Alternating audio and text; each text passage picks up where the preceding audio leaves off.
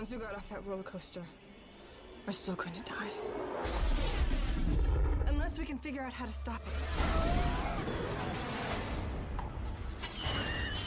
I never thought I could see my own death before it happened.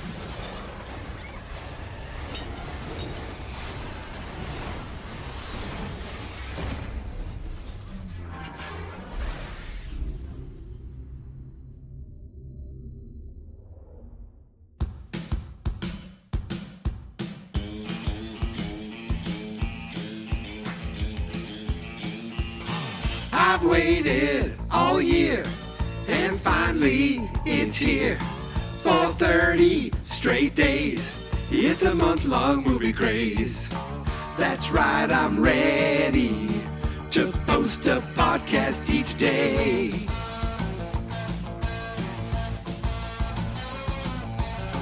I watched a movie, and now I've got stuff to say. 'Cause movie month is here, yes dear, in case I wasn't clear. 30 movies, films that I've never seen.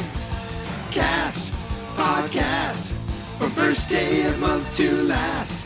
In June, all June, this is my movie month too. Been doing this for 12 years, I'll pause for applause and cheers.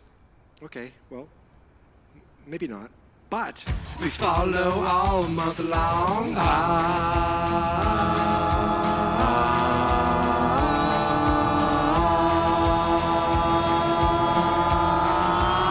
'Cause movie month is here, yes dear, in case I wasn't clear. 30 movies, films that I've never seen. Cast, podcast, from first day of month to last. In June, all June. Listen and subscribe is what you should do. Apple, Spotify, and yes, on YouTube.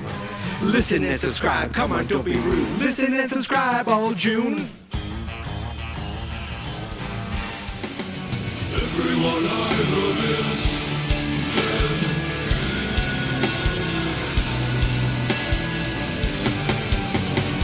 Everyone I love is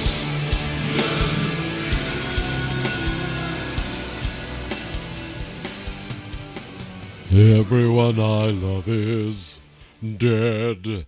Happy Sunday night, everybody. It's Sunday, June 22nd, which means for the 22nd day in a row, I watched a movie I've never seen before. And for the 22nd day in a row, I am here podcasting about that movie to you, the people of Earth.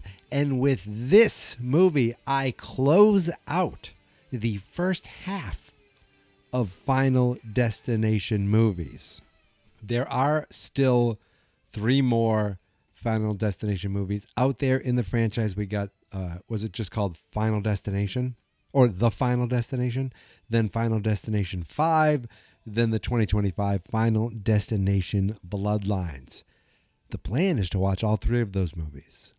And that plan is for 2026.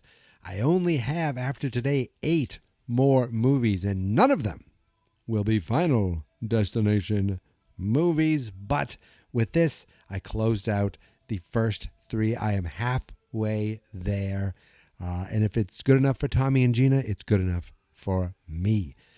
As with last time with the movie, I am using typo negative because you may not think they're similar, but they are, to me, they are similar because they both like to focus on death a lot, but they're also doing it in a tongue-in-cheek kind of way, where it's a little, there's comedy to it, there's a little silliness to it, and there's a little like wink and a nod. And that's, to me, that's always been typo negative. If you listen to a lot of their lyrics, they know that they're being a little macabre in a way that is quite, that can be seen quite humorous. Humorously? Humorous. Humorously. Now, humorously doesn't sound like a word. So I'm going to go with humorous. In a humorous manner? Seems like I should be saying more. or like it should be a longer word than just humorous. But okay, well, let's move along. Let's move away from that and move to this actual movie. I just finished watching it maybe about 10 minutes ago. It is Sunday evening. It's almost 9:30 as I'm recording this for you. I decided this morning, I thought, this movie is only an hour and a half long or thereabouts. I think maybe a minute or two over. And that's including credits. And I said to myself, because that joke, it is so solid. It is just a winner every time. I said, maybe we can watch it early in the morning. My dog got me up a little after 5. I didn't have to do anything early in the morning. I wanted to go grocery shopping, but I don't do that till about 7. I like to get there right at the beginning of the market, get all my groceries, and grab coffee on the way home, and boom, I'm the hero. But I said, you know what, Michael? Let's just sit here and, look at your phone for and then I slept for another, 90 minutes. So I did not watch the movie this morning. We ended up we did stuff today. We relaxed a lot, my wife and I. Today was a much more chill day. There was reading on the deck, a lot of that, followed by going to a kind of a farewell party for one of my co-hosts on Fine Movies, Fine Spirits. Actually, both of my co-hosts on Fine Movies, Fine Spirits, a house that they lived in their younger years, teenage years, 20s, and it is their parents' house. And after 31 years, they're selling the house. So we want to say one kind of final goodbye, and we did that for a couple hours just to hang out with friends and family. And they're not moving. They're moving 20 minutes away, so they're moving in with one of our co-hosts in a brand new house with a pool. So if things work out, Fine Movies, Fine Spirits might have a special episode where 2 of us are recording from a pool. I need a way to make that happen. Chris is now. There's no way Dave's listening to this. Chris is listening to this. Chris, you have to turn on Zoom one day and see me and Dave floating with microphones. I make it a goal in my life for us to be able to do that. But again, that has nothing to do with today's movie. That just has to do with what I was doing today. Even though Chris is connected to these movies, I didn't realize it, that he actually enjoys these movies. I don't think I realized until I brought it up to him one day. He enjoys it. He watches them with his daughter. And he talked about how much they enjoyed 2 and 3. And I just finished 3. I did enjoy it. I think I might have liked 2 more. I think 2 might have been, I don't know if I would say more fun. What I was hoping for in this one, the thing that disappointed me was that Tony Todd's character didn't come back, even though Tony Todd did. He was the voice of the devil. He was the voice of the train at the end. Now, again, is that some sort of explanation? The devil? I don't know. But what I want is some sort of explanation. I almost want to see like Death say, this is why I'm doing this. Again, I think that's almost too much. I'm putting too much lore into this, but this, the same thing happens to a group of kids. And one of them's like, I read about this. I looked this up. And they mention the whole thing of Flight 108. They don't mention the Part 2 stuff at all. And then it happened again. Like, that would have been a little more like, whoa. It happened twice. They kind of just mentioned Part 1. And they don't, and they just accept it. They're like, Death's design. And we have to skip some. And if you skip someone, like all these things are just like which I guess if a friend of mine had a vision that saved my life, and then someone who was saved dies, I will believe everything that anybody has to say about this, because, okay, if that happened to them, then those are the rules. So that's how these people see it, and it makes sense to me. I wanted there to be some extra bit of lore, and I don't think we got that. What I also was a little confused about is the photos. Like, they're looking at the photos like, oh my God, these are the photos I took. And I'm thinking, yeah, there's a guy standing in front of the roller coaster? What is the significance there? And I guess the significance was that these photos were all in the order of the people they saw die, and in them there's some sort of clue to their death, I guess. Like the first two, what was the clue? I don't know. The second one, he was climbing a ladder, I should say the third one, because no, actually they didn't survive. So those two people on the plane, on the roller coaster, it doesn't matter. The first two to die were the girls. I don't even know what they were holding. Did they want a prize or something? And then that's how they died in the sun tanning scene, which really was just an excuse to see boobies. Okay, that's fine. But I read something where it's like the director told the girls, that we'll have the clothes set and don't feel like, you should feel comfortable because we want these girls to feel vulnerable. And that is a load of bullshit. If I ever hear one, look, yes, they are more vulnerable that way, but they were there for the boobies. And I mean, these girls were the, hello, I'm the most prototypical, I don't know if it's Valley Girl or just like the cheerleader type. And I'm like, okay. Which again, these girls are supposed to be high school girls, and we're seeing this. Like, that was a little, it wasn't a little. It was very creepy. And I guess they graduated high school, so they could be 18. But I graduated high school. I was 17, and I would not be doing a nude scene in a suntan bed for a movie. Nobody asked me to, but I don't think I would do that. I think mother and father would disapprove. I'd like to think that. So you could say whatever you want about the vulnerability, but I think we know why the boobies were shown. All right. So those two, I thought that death was fun, and it did give me, I guess there was some fun, quote unquote, deaths in this. Ooh, and they give you the fake outs. That like, oh, it's going to be this. Oh, it's going to be that. I'm trying to think who I liked the most. The stuff in the weight room.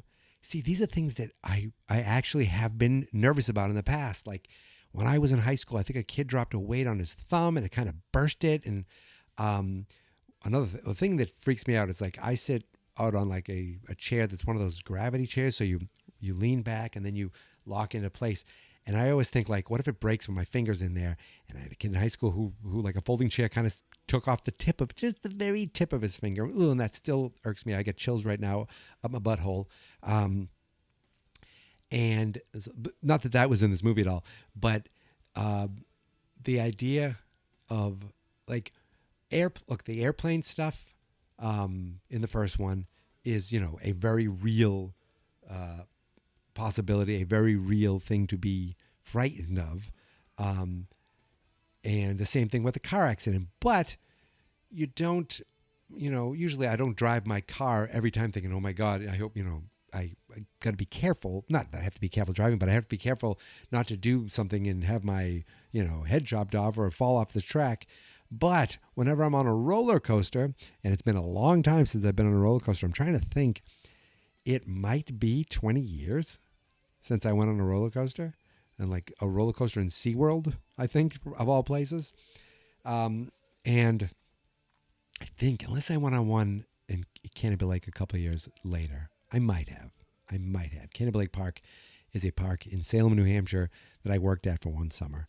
And you can go there for a scary night. Now they do Halloween nights. I haven't been there in a few years, but it's a pretty good amusement park for, local, family owned. I think it's still family owned. But they have one of these smaller roller coasters they have a big wooden roller coaster, and, you're not strapped in over the shoulders. It's just a bar. And I was never one of these people to raise my hands on the roller coaster. Never. I will hold on to that bar. I'll enjoy it. I'll go wee, but I will not raise my hands because I always think I'll fly out. I got to hold on. The same thing with this. There was another roller coaster where you do strap over your shoulder, and that one I felt a little more relaxed to move my arms. But there's this smaller roller coaster. They used to have almost the exact same roller coaster at Salisbury Beach Center, back when there was a place called Pirates Park. if you're from the area, you might know Pirates Park, a small amusement park within the kind of arcade boardwalk area of Salisbury Beach. Most of that stuff, a lot of that stuff is still there as far as arcades and the boardwalk, but the entire Pirates Park is gone. I think some of it's condos, but there used to be games and there used to be rides, and they were, not quite rickety carnival rides, but they were like a step down from an amusement park, a step up from a rickety carnival. So there is a roller coaster on that called the Galaxy. I don't know what it's called at Salisbury Beach. At Canopy Lake, it's called the Galaxy. I have no idea if the Galaxy is still there, but you are in a small car. You're in a car with 2 people in the front, 2 people in the back, and it is a much smaller roller coaster, but it still has some good dips and a good free fall, whatever you call it. And you go around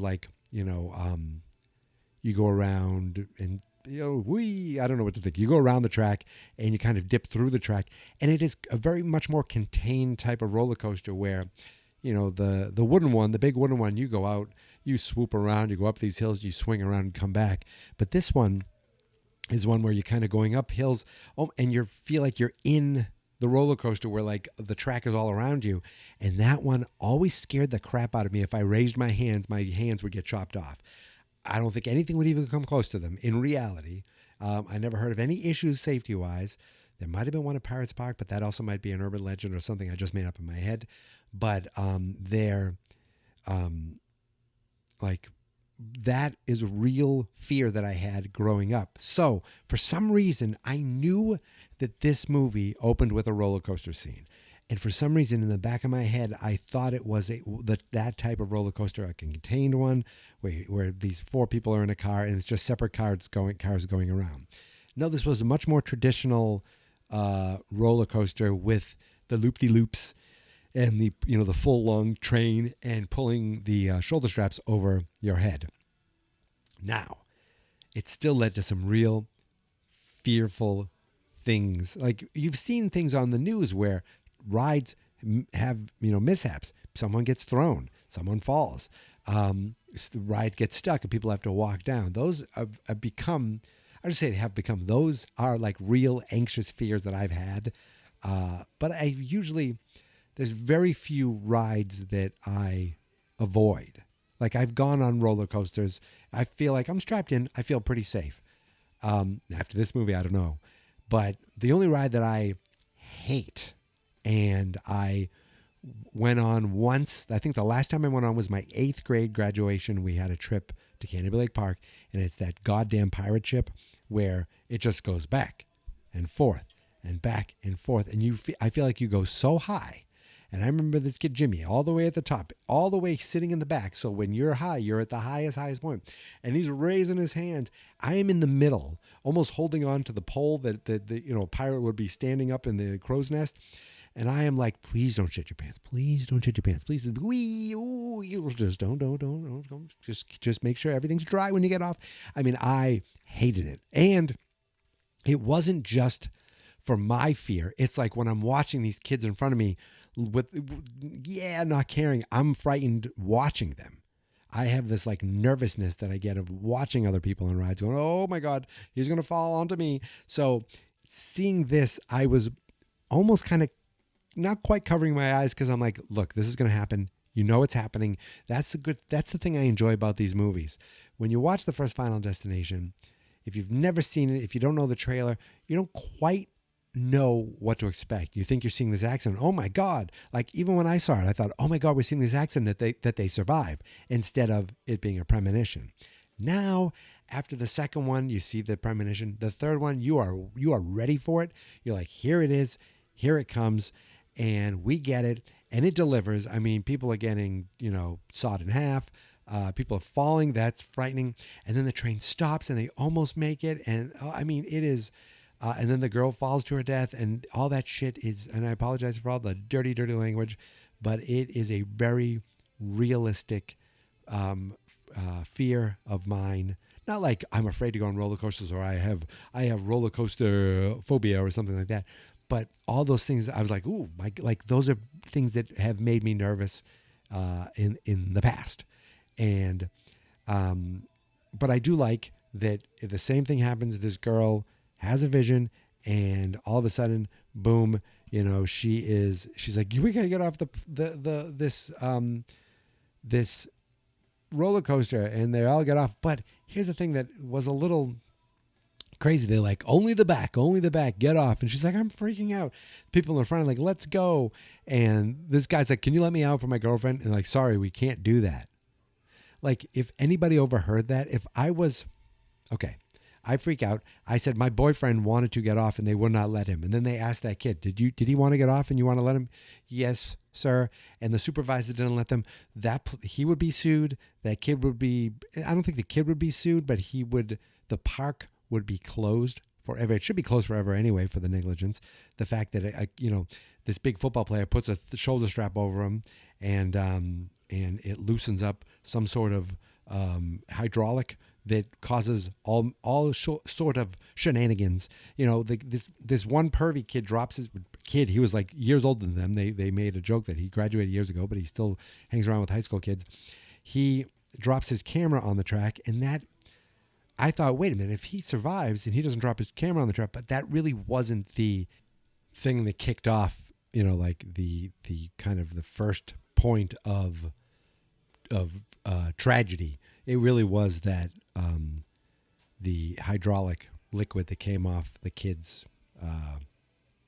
car. The big football kid, or the thing wouldn't quite hook into him. And when the thing started malfunctioning, and it wasn't like everyone died at once, like the strap was getting like loose and like they're starting to open.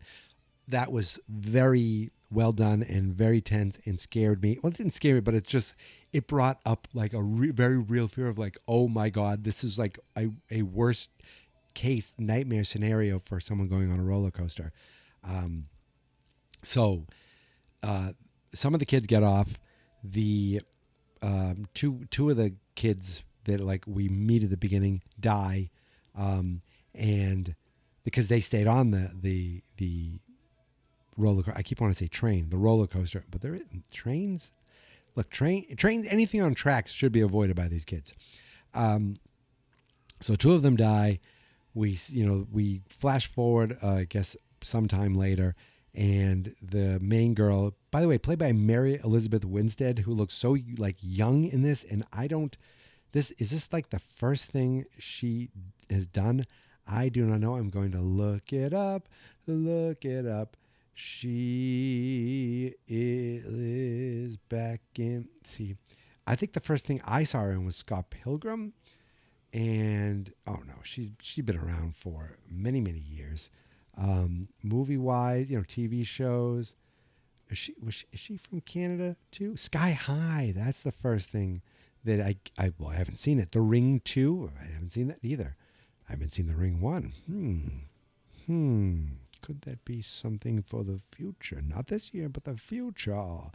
Final Destination 3, Black Christmas, Grindhouse, the Death Proof part of Grindhouse, Live Free or Die Hard. She was in that. That's right. And then, so Scott Pilgrim vs. the World is not the first thing. It's probably the second thing, because I don't think I saw clips of Grindhouse. And yeah, well, there you go. Anyway, she's been in a ton of stuff, a lot of horror movies. Wow. Most recently, I think I've seen her in 10 Cloverfield Lane. She's been in, movie month movies. But the thing that most recently I saw her in was Ahsoka, and she was really good on that. And she's married to Obi-Wan Kenobi. Anyway, I did not it's fun to see someone who actually goes on to a bigger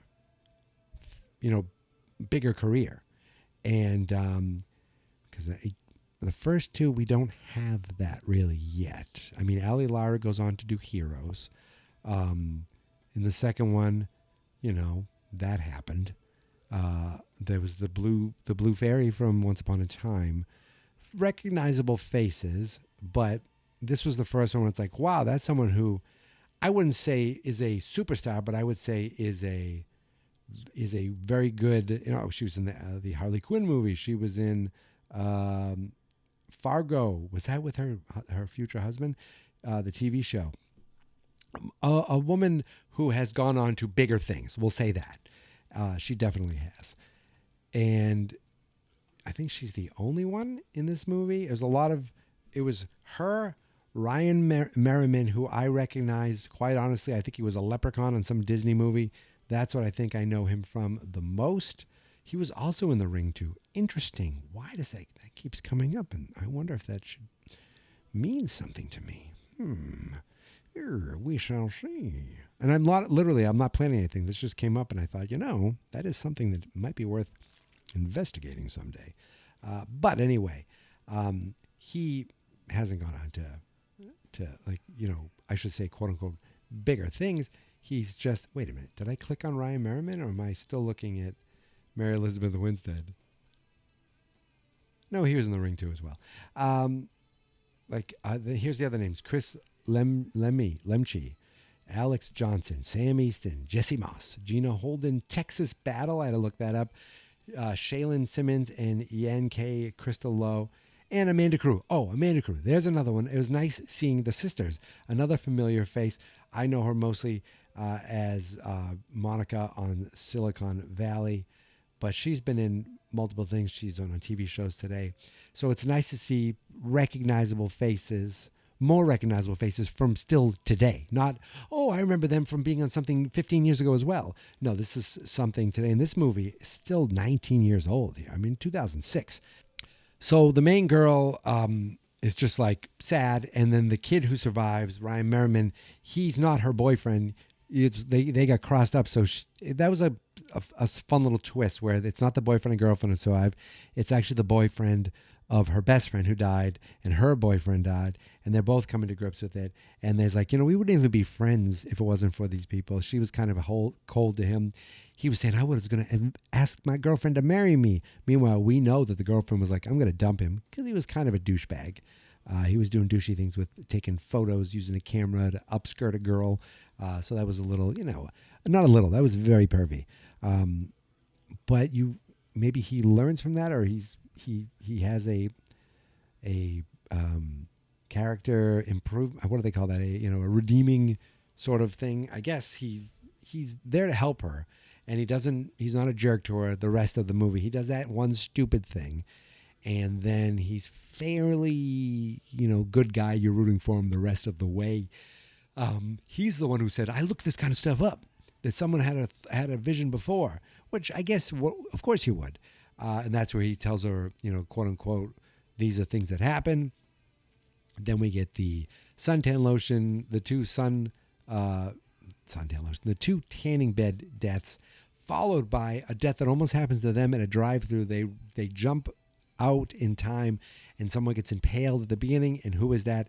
It's the kind of the little perv, the older perv who had the camera, who kept wanting the other girls to show their boobies, which they did, and it killed them. So I wonder if there's a connection there. I don't know. I shouldn't say it killed them, but it happened when they died. So now she's like, oh my goodness, this is actually happening. She starts looking at her photos that she was taking, because she's taking photos for the yearbook, and she realizes these are showing how they're actually going to die, and they think that something could happen with a weight or a sword with this football player, because he was near a sword and he was hitting a weight, I guess, I don't know, or a bell. And then they go to his new college in the weight room, and he's like, I'm never going to die. I'm going to the NFL. I'm doing this. I'm doing that. And then all this stuff happens. A sword that was like a decorative sword, but can also cut people's heads off. Really great to have in a weight room. Just misses his head. He's like, I'm going to survive forever. Then the weight machine breaks, smushes his head. I did laugh at that. We go to two other people on the I keep wanting to say train, on the roller coaster, that they're kind of like both, they're the emo kids, and they work in a hardware store together. Of course, we're trying to warn them, and they end up killing the guy's supposed to die, and then the girl's supposed to die. The girl dies after mishaps of nail guns in her face. And the kid I want to die because he takes a nail gun and he kills a pigeon. And I was like, that is awful, What have pigeons ever done except kill the kid in the last one? They didn't kill the kid in the last one. They just, distracted him for him to be smushed by glass, which probably was my favorite kill. So this kid's like, I'm alive, but he's freaking out, and he starts following this other girl. Now, the whole time they're saying his name is McKinley, just like the school. I don't know why they did that, but then it made sense. That was set up so that later she looks at her picture and she sees a McKinley shirt, and she thinks it's a clue, and she thinks it's because Ian McKinley's going to have something to do with her death. So they all go to this big tricentennial show where the Ryan Merriman character thinks he's going to be exploded by a firework. This kid shows up and he's like, I'm never going to die. And then, of course, he gets killed by, mishaps and accidents. And, he totally gets pulverized. Meanwhile, the girl's sister, we finally figure out that she's been on the roller coaster the entire time as well. And somehow she doesn't die, even though she gets dragged around by a rope, by a horse with a rope around her neck. Somehow she survives. They save her. And phew, we made it. We cheated death. Then that's when the main kid dies. And we're all good. Oh, excuse me for yawning, but I'm not going to stop. So I can't believe I'm still talking this much about Final Destination 3. I think I went on such a tangent with A, my day, and then B, my fear of actual rides doing things to me. But hey, this is movie month, baby. There are no rules except for the rules I make up. So they survive. The kid who was like, he's like, if you just die, then everything will be fine. It'll skip over all of us, but I'm never going to die. And then he dies. We flash forward 5 months, and I think I read that they was supposed to going to end there, and it didn't test well with the audience. So they added something here where we go 5 months into the big city. The main girl is now has a roommate and a friend. And originally I read that this was supposed to be, we're going to find out that she was meeting up with her cousin, and her cousin was the girl from the last movie, and the cop. They were together, even though, again, the cop is a little too old for the high school student, but those rules don't matter in the world of Final Destination, I guess. So they were going to meet up with this big train scene and then see that kid, Ryan Merriman's character, who is, I want to say Dylan, Kevin. Okay, it had an N in it, not bad. So instead, she just happens to run into her sister, and then she has this whole vision of then she runs into Kevin. Now she realizes that if she's safe, because nothing would have happened. They ran through all these scenarios, and he would have to die, she would have to die, then maybe it would come, the sister would have to die, then maybe it would come for Wendy, the main character, and they're all in a subway together, and she has this vision of a giant accident. We see this giant accident, and she's killed, and then you realize it's just a vision. We have to get off this train. It's just a vision. And she doesn't get off the train, and that's where it fades out.